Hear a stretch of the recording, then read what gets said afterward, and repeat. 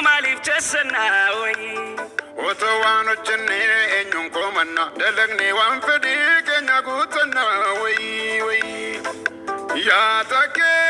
durom ni charaki matake tinuba ya take namno jitu fatu dandirati kuba oy ya buze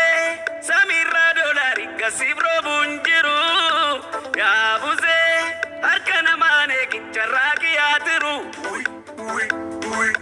ya take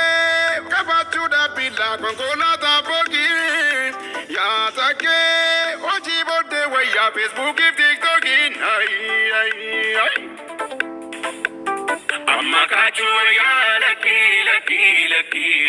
largago amma taru ya laki largago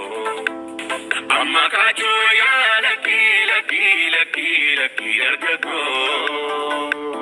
tatafachu ya laki